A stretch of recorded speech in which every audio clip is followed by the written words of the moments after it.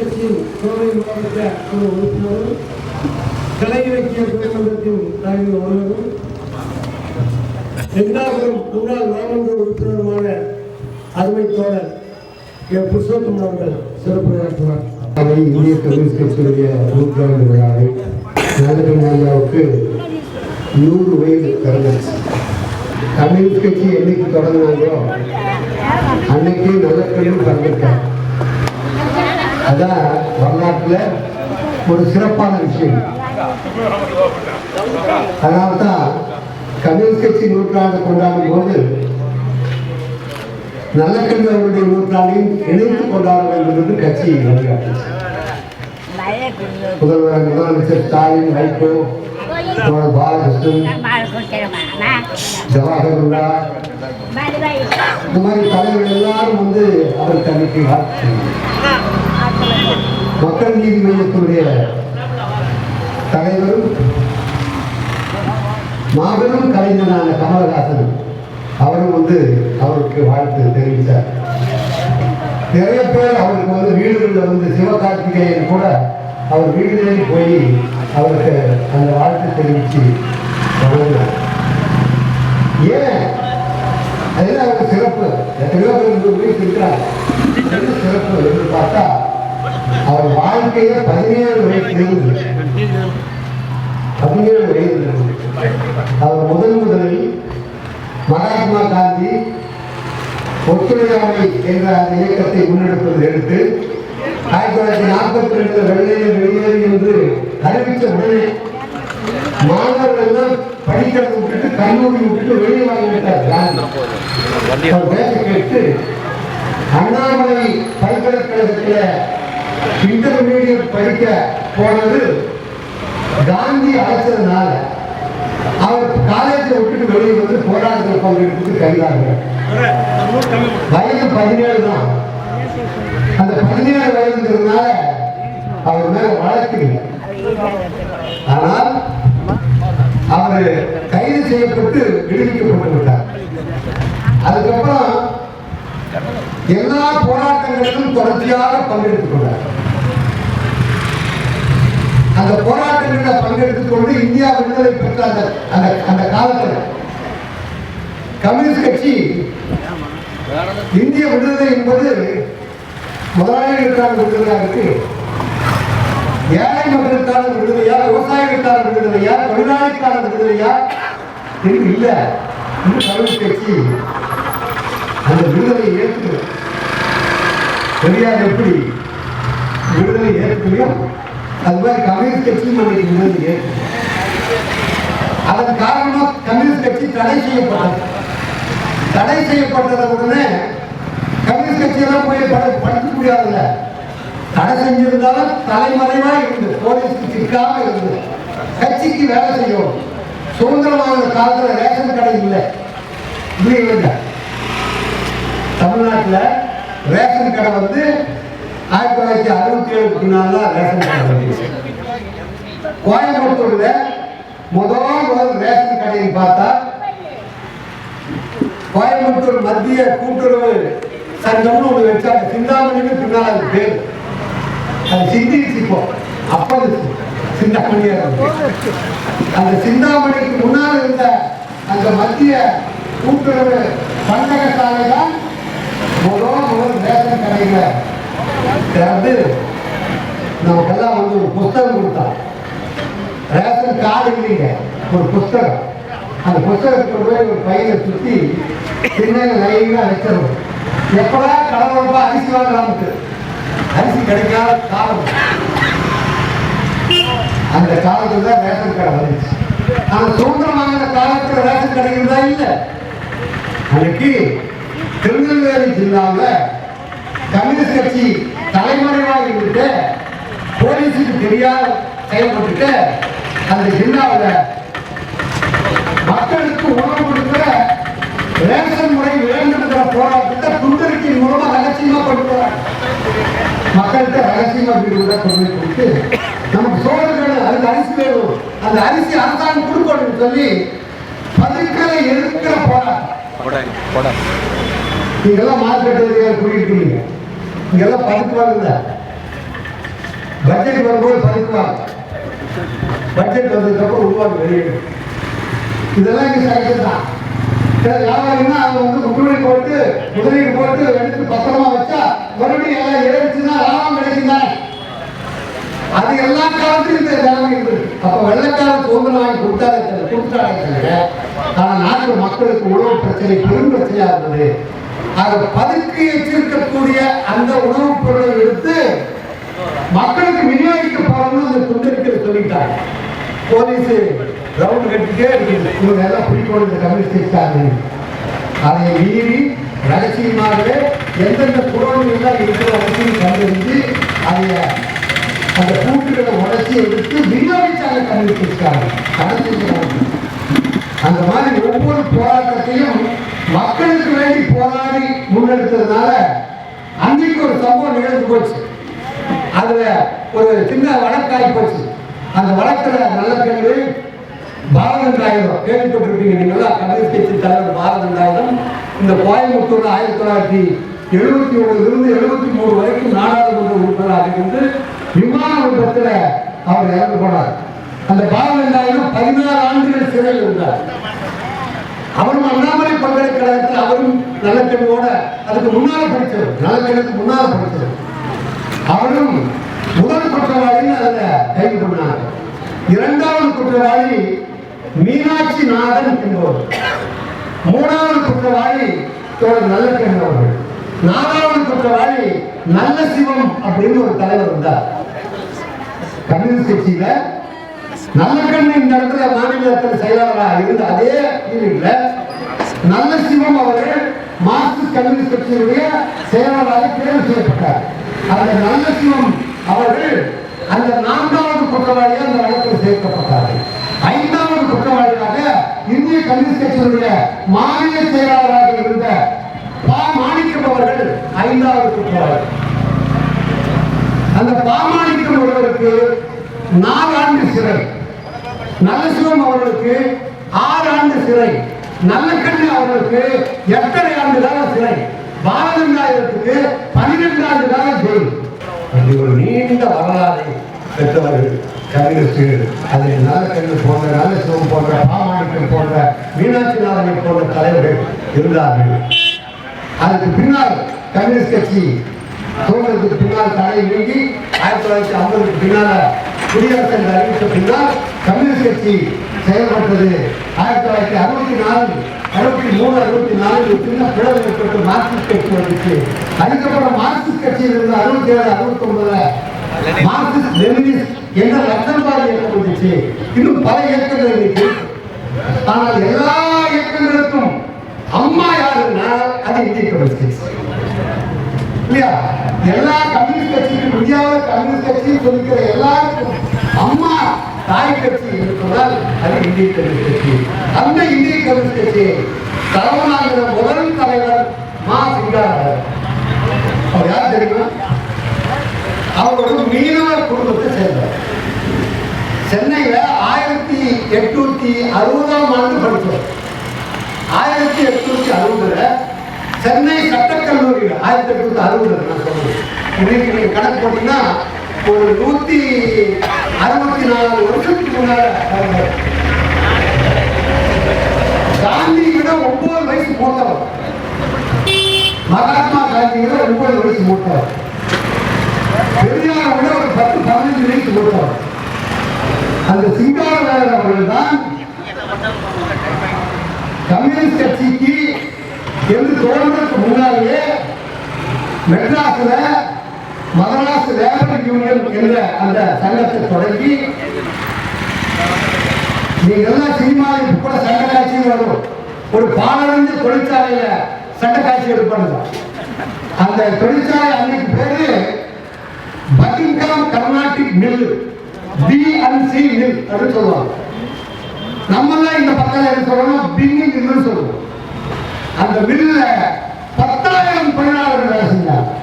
10,000 தொழிலாளிக்கு மேல. அந்த தொழிலாளிகளுக்கு 1918 17 சங்கம் இல்லைங்க.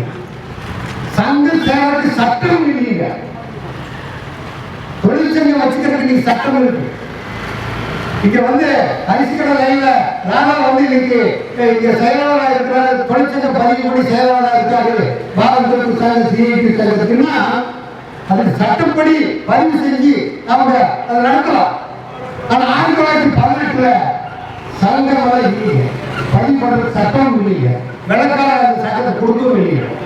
அதுக்கப்புறம் 10 வருஷம் கழிச்சுட்டாங்க தொழிற்சங்க பதிவு சட்டமே வந்துச்சு. ஆனா சிங்காரவேலர் அவர்கள் 1918 வருஷமே பக்கிங்காம் கர்நாடிக் மில்லுக்கு முன்னால மேல்நிலத்தை கொண்டாடுவதற்காக முதல் இந்தியாவில் கொடியேற்றி தொழிலாளிக்கு கொண்டாடுறாங்க. அவரு மீனவ குடும்பத்துக்கு தான் பிறந்தார். ஆனா அந்த காலத்திலே வசதியான குடும்பத்தில் பிறந்தார். வழக்கறிஞர் ஆனார், படிச்சு வக்கீல் ஆனார். ஆனா அவருக்கு அந்த 1918 கொடியேற்ற போது அவர் வயசு 58 வயது. 1918 58 வயது. இந்திய கம்யூனிஸ்ட் கட்சி தொடங்கின அந்த முதல் மாநாட்டுக்கு அவர் தலைமை இருக்கிற போது அவர் வயது 65 வயசு. கான்பூர்ல உங்களுக்கெல்லாம் இங்கெல்லாம் சாக்கு குடம் இருக்கு இல்லையா? சாக்கு குடம் இருக்கா? அந்த மாதிரி சாக்கு குடம்ல ஒரு 60-70 பேர் இந்தியா முழுக்க இருக்கக்கூடிய கம்யூனிஸ்ட் கட்சிக்காரங்க. அவ்வளவுதான், ராஷ்டிரம் இல்லை. 60-70 பேர் அந்த சாக்கு குடம்ல கூடினாங்க. ஆனா கூடினவங்க சாதாரண வேஷப்பட்ட ஆளுங்களா இல்லை. கல்கத்தாவில் இருந்து முசாபர் அகமது என்ற ஒரு பெரும் தலைவர், நீங்கெல்லாம் வரலாற்று படிப்போடு நான் கேட்கிறேன். முசாபர் அகமது என்று சொல்லக்கூடிய ஒரு பெரிய தலைவர். கான்பூர்ல இருந்து ஹசரத் நொரானி என்ற ஒரு இடத்திலே தலைவர். பம்பாயில் இருந்து எஸ்.ஏ. டாங்கே, எஸ்.வி. காட்டே என்ற பெரிய தலைவர். இவங்கெல்லாம் சொல்றதுக்கு முன்னால கம்யூனிஸ்ட் கட்சி தொடங்கிறதுக்கு முன்னால கம்யூனிஸ்ட் கட்சி புத்தகங்கள் எல்லாம் படிச்சு அதுல கட்சி ஆரம்பிக்கிறதுக்கு முன்னாலே அங்கங்க செயல்பட்டு இருந்தாங்க. தமிழ்நாட்டுல சென்னையில சிங்காரவேலர் அவர்கள் தலைமையில இங்க ஒரு சின்ன குழு செயல்பட்டது.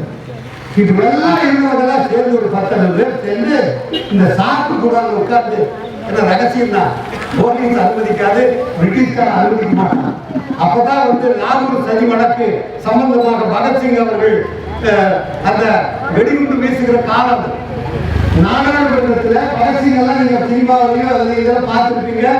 பாட புத்தகங்கள்ல நீங்க எல்லாம் பெரியவங்கெல்லாம் படிச்சிருப்பீங்க, குழந்தைங்க படிச்சிருப்பீங்க. அந்த பகத்சிங் சாகிறவங்க 23 வயசு. 23 வயசு தான் பகத்சிங். அந்த பகத்சிங் காலத்துல கம்யூனிஸ்ட் கட்சி தொடர்ந்துக்கு 25 வருஷம் கான்பூர்ல ஒரு சாக்கு கூட போய் 19 பேர் உட்கார்ந்து இந்திய கம்யூனிஸ்ட் கட்சி என்று நாம் தொடங்குறோம். இந்த கட்சி உலகத்தில் இருக்கிற கம்யூனிஸ்ட் கட்சியோட சகோதர உறவு வச்சுட்டோம். இந்த இந்திய கம்யூனிஸ்ட் கட்சி இந்தியாவுக்கு முழு சுதந்திரம் வாங்கி தரும். மகாத்மா காந்தி கூட சுதந்திரம் வாங்கி கேட்குது. இதெல்லாம் தெரிஞ்சுக்கொள்ளுக்காக நான் சொல்றேன். யாரும் பார்த்து சொல்லணும். மகாத்மா காந்தி இந்தியாவுக்கு சுதந்திரம் வேணும்னு காங்கிரஸ் மாநாட்டு தீர்மானம் அப்ப போடல. அந்த 1920 ஹசரத் நொரானி, முசாபர் அகமது போன்றவங்க காங்கிரஸ் கட்சி கூடாது என்ற தீர்மானத்தை கல்கத்தாவில் கொண்டு வந்தாங்க. காந்தி தோற்கடிச்சார் தீர்மானத்தை. அர்த்தம் என்னன்னா சுதந்திரத்துக்கு எதிரான அல்ல காந்தி. ஆனா சுதந்திரம் முழுமையாக கிடைக்க வேண்டும் என்று கேட்பதற்கான காலம் இப்ப கழியவில்லை. மக்கள் இன்னும் அதுக்கு பக்குவப்பட்டு தேடவில்லை. ஆக இப்பதான் பின்னால போட்டுக்கலாம். ஆனா கம்யூனிஸ்ட் கட்சி முதல் மாநாட்டில் 25ல இந்தியாவுக்கு சுதந்திரம் வேணும், முழு சுதந்திரம் வேணும், வெள்ளக்காரன் போகணும் என்று தீர்மானம் போட்டு வெள்ளக்காரன் அடிச்சார். இவனே கூடுதல் ரகசியம். இவன் தீர்மானத்தை போட்டு 10-20 பேர் அங்க அடிச்சாங்க. அங்க அடிச்ச உடனே என்ன பண்ணுவாங்க, பூராட்டி பிடிக்கிறாங்க. பூராட்டி பிடிச்சிட்டாங்க, அத்தனை பிடிச்சிட்டாங்க. அப்படி பிடிச்சி அந்த வழக்கு போட்டாங்க. அந்த வழக்கு பேர் தான் கான்பூர் கான்ஸ்பிரசி என்று பேர். கான்பூர் சதி வழக்கு. இன்னைக்கெல்லாம் நீங்க சமீபத்தில் கூட நீங்க பார்த்திருப்பீங்க. சாய்பாபான்னு ஒரு பேராசிரியர், அவருக்கு 2 காலம் வந்து பிறவிலேயே ஓடும். அவர் பெரிய பேராசிரியர். ஆனந்த் டெம்பிள் டே அப்படின்னு ஒரு பெரிய அறிஞர். அவர் யாருன்னா சட்டத்தை உருவாக்குறதாக நம்ம எல்லாம் சொல்லிக் கொண்டிருக்கிற அம்பேத்கருடைய பேர், அம்பேத்கருடைய மகள் வழி பேரன்.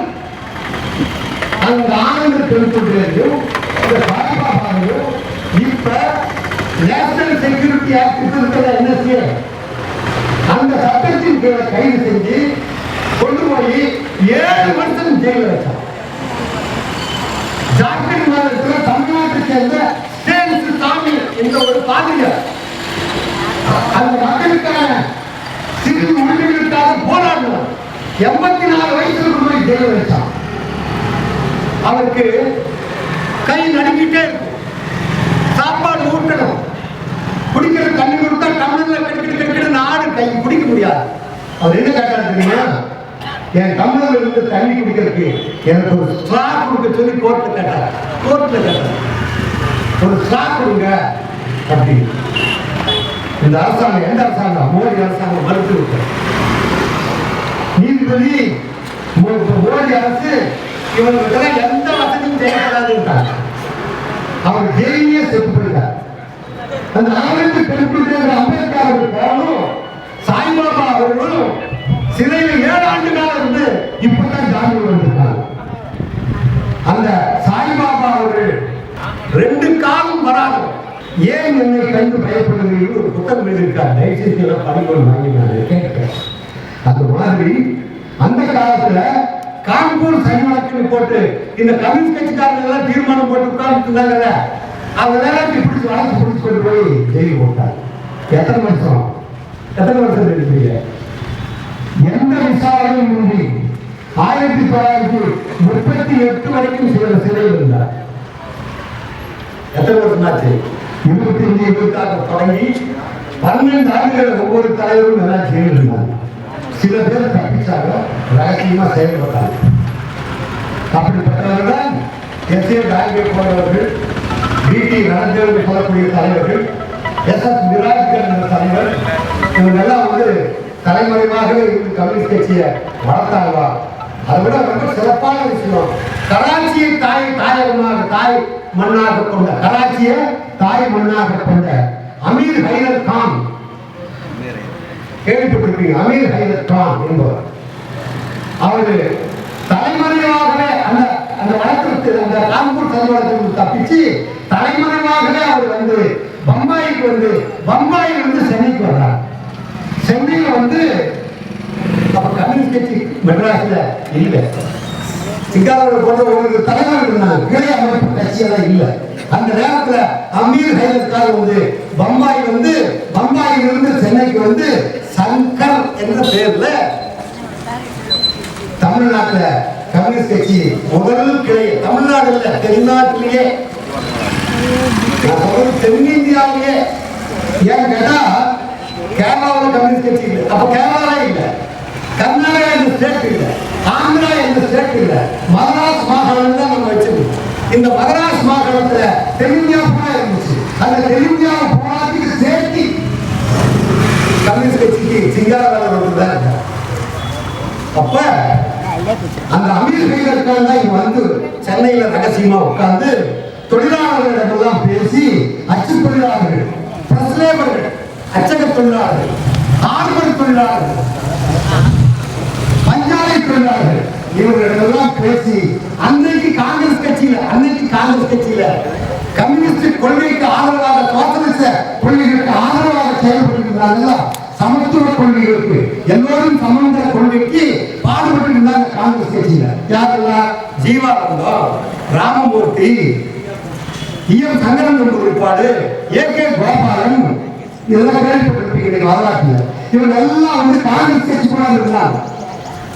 அவங்க எல்லாம் இந்த அமீர் ஹைதர் கான் தான் சந்திச்சு, அங்க ஆந்திர பகுதியில சுந்தரையா அவர்கள், டி. சுந்தரையா, மாபெரும் தியாகி, ஒரு குழந்தை கூட சுந்தரையா கேட்ட சொல்லும், அப்படி ஒரு பாப்புலர் லீடர்.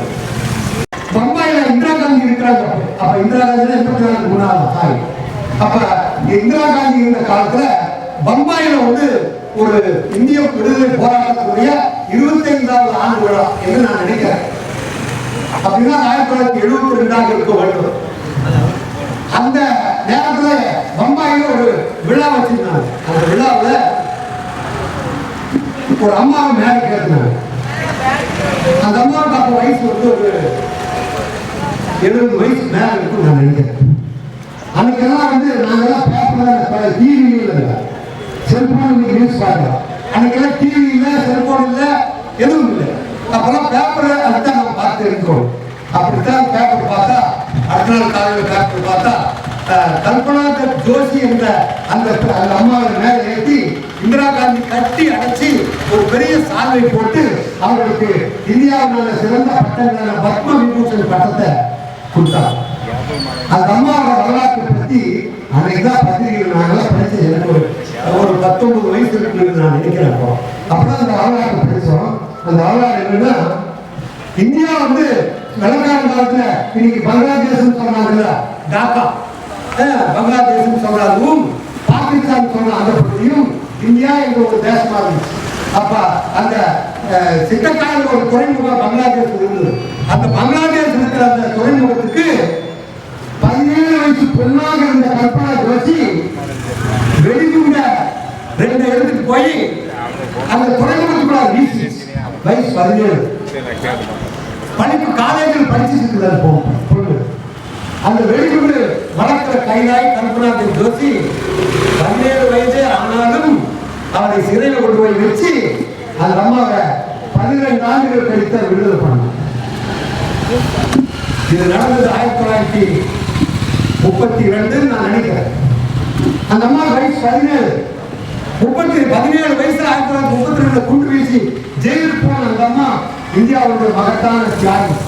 அந்த அம்மா கம்யூனிஸ்ட் கட்சியில் தான் கடைசியில் விடுதலை அடைந்த கம்யூனிஸ்ட் கட்சி தான் இருந்தார்.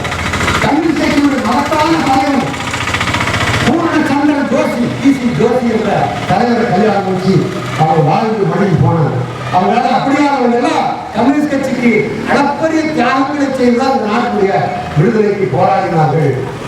கம்யூனிஸ்ட் கட்சியும் இந்த வரலாற்றை யாரையும் சொல்லுது. இந்திய விடுதலை போராட்டத்தினால பாடுபட்ட தலைமுறையாக அப்படின்னு எந்த தலைவரும் சொல்லுது, எந்த பத்திரிகையாளரும் எழுது, எந்த தொலைக்காட்சி காட்டு. அது வெள்ளையா காங்கிரஸ் தான் இந்தியாவுக்கு விடுதலை வாங்கி கொடுத்தது பாடத்தை சொல்லி எழுதினாங்க. ஆனா கம்யூனிஸ்ட் கட்சி வாங்கிக்காம போராடிச்சு அவரும் கம்யூனிஸ்ட் கட்சி போராடிச்சு போட சேர்ந்தது அவரும் எழுது. முஸ்லீம் லீக் அதையும் அப்படியே ஓரமாக தள்ளி காங்கிரசும் கம்யூனிஸ்ட் கட்சியும் இந்திய முஸ்லீமும் எல்லாம் சேர்ந்துதான் நாட்டுக்கு விடுதலை. கடைசியா நான் வரலாற்றை நான் சொல்லி முடிக்கணும். காந்தி மனைவி அடியார் 42 சொல்லி தீர்மானம் போட்டு பம்பாயில் இருந்து தீர்மானம் போட்டு கைது பண்ணிட்டார். காந்தி நேரு எல்லாத்தையும் கைது, யாருமே வெளியே. அருணா ஆசப் அலி என்ற ஒரு அம்மா தான் இருக்கு அன்னைக்கு கொடியரசு. ஆசப் அலி என்ற ஒரு தலைவரை அருணா தேவி என்ற பெண் அன்றைக்கு திருமணம் செய்தாங்க. அதனால அவர் அருணா ஆசப் அலி. அந்த ஆசப் அலி என்பவர் ஒரு நீண்ட பாரம்பரியத்தை கொண்டவர். பஞ்சாப் பகுதியில பிறந்தவர், மேற்கு பஞ்சாப் என்று சொல்லக்கூடிய பாகிஸ்தானுக்குள்ள பிறந்தவர். அப்படிப்பட்ட ஆசப் அலியினுடைய மனைவியான அருணா ஆசப் அலி தான் அந்த அம்மா கொடியேற்று. அந்த வெள்ளையர்களை கொடியேற்றி முடிச்சு எல்லாத்தையும் கைவிட்டு உள்ள வச்சுட்டாங்க. அந்த போராட்டம் 4 வருஷம் நடந்தது. ரொம்ப ரிசல்ட்டே கிடைக்குது. கடைசியா கம்யூனிஸ்ட் கட்சி பம்பாயில தலைமையிடமாக கொண்ட கம்யூனிஸ்ட் கட்சி பம்பாயில் இருக்கக்கூடிய ராணுவ வீரர்களை, காவல்துறையினரை, கப்பல் படையினரை ரகசியமா வேலை செஞ்சு கம்யூனிஸ்ட் கட்சி ஒரு போராட்டத்துக்கு அழைப்பு கொடுத்து அந்த போராட்டம் தான் ரிம் போராட்டம் என்று வரலாறு சொல்லுது. ராயல் இந்தியன் நேவி என்று சொல்லக்கூடிய அந்த போராட்டம் தான் பம்பாயில முதல் அந்த கப்பலில் இருந்த வெள்ளக்கார கொடியை இறக்கி காங்கிரஸ் கொடியும் கம்யூனிஸ்ட் கட்சி கொடியும் முஸ்லீம் லீக் கொடியும் ஏற்றி அறிவிச்சாங்க இந்தியா விடுதலை. பூராத்தையும் சுட்டு எறிஞ்சாங்க, எல்லாத்தையும் கைது பண்ணது. அது இந்தியா முழுக்க பத்திரிச்சு அந்த போராட்டம். அந்த போராட்டம் கோயம்புத்தூர்லையும் விளைவு உண்டாக்குச்சு. அந்த காலத்தில் கோயம்புத்தூர் இருக்கக்கூடிய தொழிலாளர்கள் எல்லாம் அந்த போராட்டம்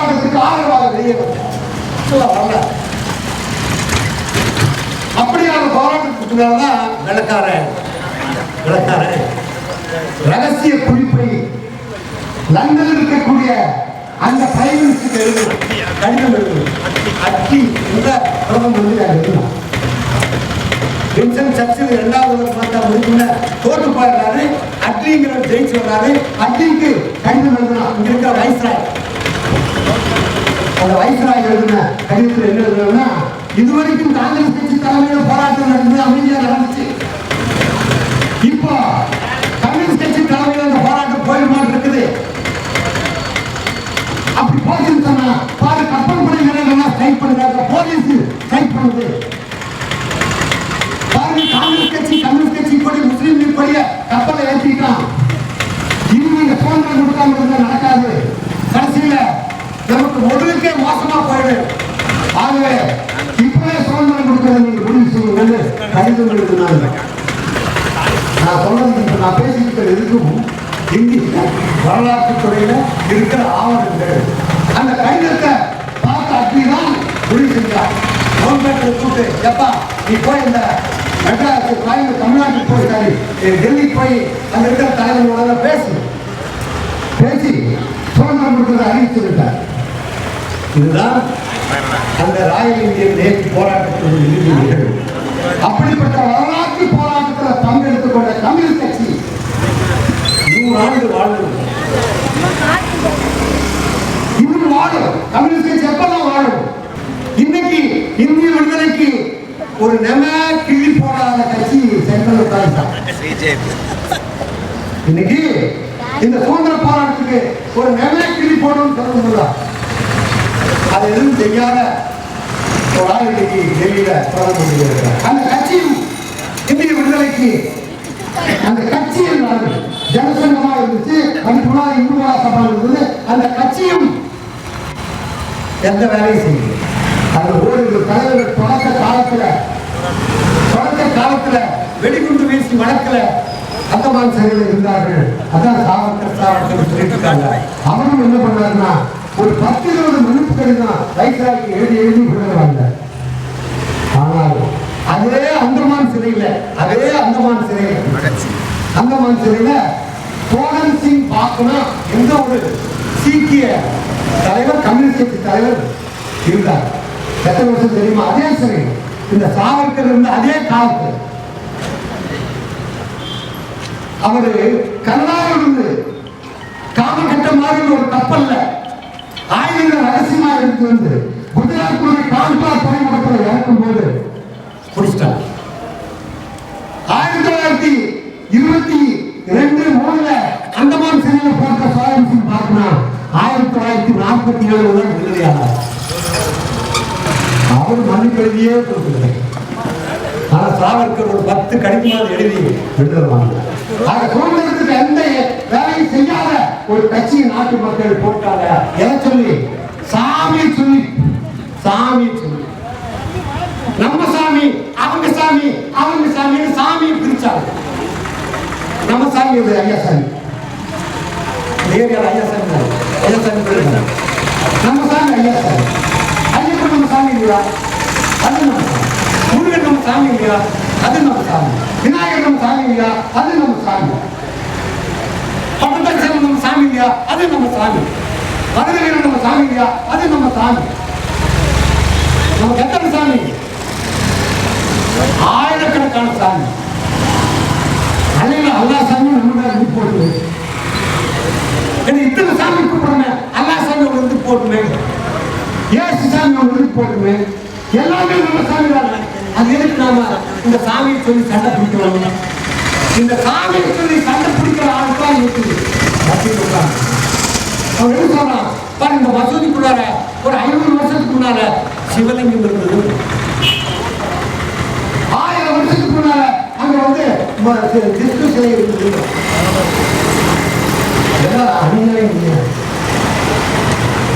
கோயம்புத்தூர் எத்தனை வருஷமாச்சு கோயம்புத்தூர் வரலாற்று தெரிஞ்சுக்கிட்டீங்களா? 1804 தான் கோயம்புத்தூர் ஒரு சின்ன கிராமம். 1804. இன்னைக்கு 220 வருஷத்துக்கு கோயம்புத்தூர் வந்து கிராமம். ஜான் சலீம் என்ற ஒரு கணக்கு தான் முதல்ல இங்க வந்தான். அவனுக்கு இங்க ஆபீஸ் கிடையாது. எங்க இருந்தா கோத்தகிரிக்கு மேல ஆலயம் ஒரு இடம் இருக்கு. இன்னைக்கு அங்கதான் கோயம்புத்தூர் டிஸ்ட்ரிக்டோட ஆபீஸ் அங்கதான் அவர் படிச்சிருக்காங்க. நீங்களாம் சொல்லிட்டு அது அப்படியான கோயம்புத்தூர்ல இது எங்க சாமி உங்க சாமி அது அவன் சாமி சாமி இருக்கிறாங்க. எல்லா சாமியும் நம்முடையது. எல்லா சாமியும் எல்லாரும் கும்பிடுறோம். எந்த சாமி நமக்கு நோய்க்கிறோம், எந்த சாமி நம்ம குழந்தைக்கு அம்மை நோய்க்கிறோ அல்லது வேட்டு குழந்தைக்கிறோ அதெல்லாம் நம்ம சாமி போயா. ஆனா சாமியை சொல்லி சண்டை பிடிக்கிறதெல்லாம் இந்த நூற்றாண்டுல இந்த அறிவுள்ள காலத்துல தப்பு தப்பு தப்பு. ஆகவே இந்தியாவில் இன்னைக்கு கம்யூனிஸ்ட் கட்சி எதிர்ப்பாடு பண்ணுதுன்னா இந்தியாவுடைய அரசியல் சட்டம் இல்லைன்னு நான் இல்லை. அந்த சட்டத்துக்கு தான் அவங்க போட போட உரிமை கொடுத்துருக்கோம். அநேகமா மோடி அதை பிடிக்கணும்னு நினைக்கிறேன். ஏன்னா இப்ப ஒரே நாடு ஒரே தேர்தல் அநேகமா அதிகம் விட்டு பிடிக்கணும். இப்ப நம்மளுக்கு காசே இல்லை. ஏன் எத்தனை காசு வந்தாலும் நமக்கு நிற்கவே மாட்டேங்க. இந்த விலைவாசியாளருக்கு இந்த மோடி சர்க்கார் கொண்டு வந்திருக்கிற அந்த ஜிஎஸ்டி சரக்கு சட்டம், சரக்கு போக்குவரத்து சட்டம் தான் இந்த விலைவாசி ஏற்றத்துக்கு காரணமா இருக்கு. அது இதெல்லாம் தான் நாங்க இன்னைக்கு கம்யூனிஸ்ட் கட்சியிலிருந்து எதிர்த்து போராடுறோம். காங்கிரஸ் கட்சி போராடுது, இஸ்லாமிய இயக்கங்கள் போராடுது, இது எல்லா கட்சிகளும் போராடி இந்தியாவுடைய சமய சார்பின்மை, இந்தியாவுடைய சமய சார்பின்மையை பாதுகாப்பதற்கு, சட்டத்தை பாதுகாக்க, நமக்கான ஓட்டுரிமையை பாதுகாப்பதற்கு நாம் போராடி கொண்டிருக்கிறோம். அம்பேத்கர் வகுத்து கொடுத்த அரசியலமைப்பு சட்டத்தை பாதுகாப்போம் என்று ராகுல் காந்தியிலிருந்து கமலஹாசன் வரைக்கும் எல்லாரும் சொல்றாங்க. அதான் நம்ம சொல்லிட்டோம். ஆகவே நீங்கள் தொடர்ந்து இந்த ஏரியாவில் இருக்கக்கூடிய இந்த சிங்காரவாரம் போன்ற தோழர்களுக்கும் இந்த சிங்காரவாரம் மன்றத்திற்கும் கம்யூனிஸ்ட் கட்சிக்கும் நீங்கள் ஆதரவு கொடுக்க வேண்டும் என்று கூறி என்னுடைய உரையை நிறைவு செய்ய டி. நடராஜன், சி.ஆர். காளப்பன், தோழர் உதய நாயக்கர், அஜய் கோஷ் அவர்களெல்லாம் இந்த கட்சியை வளர்த்திருக்கிறார். அதற்கு நான் தேவேந்திரன் தோழர் செயல்பட்டு கொண்டிருக்கிறோம். இன்று மிக சீரும் சிறப்பாக ஒரு 75 ஆண்டுகளுக்கு மேலாக இந்த கட்சி சிறப்பாக நடந்து கொண்டிருக்கிறது. கட்சி மக்கள் பணியில் ஈடுபட்டுக் கொண்டிருக்கிறோம். மேலும் மென்மேலும் தொடர்வோம் என்பதை கூறிக்கொண்டு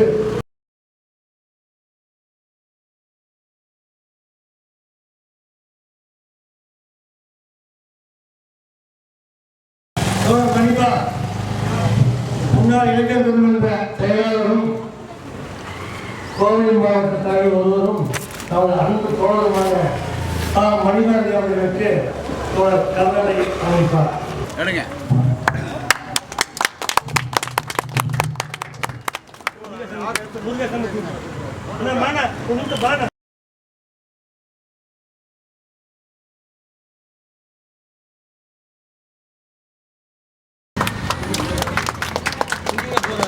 சேலம் போறாரு.